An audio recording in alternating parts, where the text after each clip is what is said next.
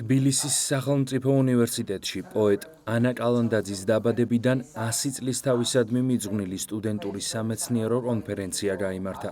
ღონისძიება მარო მაყაშვილის სახელობის დარბაზში ჩატარდა. სამეცნიერო კონფერენციაზე სიტყვით გამოვიდნენ თბილისის სახელმწიფო უნივერსიტეტის ჰუმანიტარულ მეცნიერებათა ფაკულტეტის დეკანი, პროფესორი დარეჯან თვალთვაძე და ამავე უმაღლესი სასწავლებლის ბიბლიოთეკის ხელმძღვანელი ზურაბ გაიპარაშვილი. გამომცვლელებმა ისაუბრეს ანა კალანდაძის ცხოვრებასა და შემოქმედებაზე და ღონისძიების თითოეულ მონაწილეს წარმატებები უსურვეს. კონფერენციის მონაწილეებს სერტიფიკატები და წიგნები გადასცეს. ანა კალანდაძე გამორჩეული პოეტი გახლავთ. მას განსაკუთრებული ადგილი უჭირავს ქართული პოეზიის, ქართული კულტურის ისტორიაში და ამავე დროს ის არის გამორჩეული უნივერსიტეტელი. მან როგორც კი დაამთავრა თბილისის სახელმწიფო უნივერსიტეტის ფილოლოგიის ფაკულტეტი 1956 წელს, პირველი ლექსები მაშინ გამოაქვეყნა და მაშინვე მიიპყრო ჩვენი საზოგადოების ყურადღება.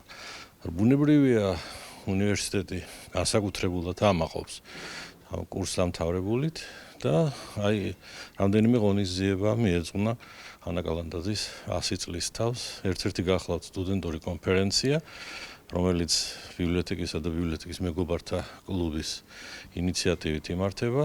ძალიან საინტერესო მოხსენებებს ველით, რომელსაც წაიკითხავენ ჩვენი უნივერსიტეტის სტუდენტები. თბილისის სახელმწიფო უნივერსიტეტში დღეს აღნიშნავთ ანა კალანდაძის დაბადებიდან 100 წლის იუბილეს კონფერენციას, რომელსაც ატარებენ სტუდენტები. ეს არის სტუდენტური კონფერენცია, ძალიან მე ვფიქრობ ზუსტი და სიმბოლური სათაურით. ანა 100. დღევანდელ კონფერენციაზე ძირითადად სწორედ ისეთი მოხსენებები იქნება წარმოდგენილი, რომელიც მის შემოქმედებას შეეხება.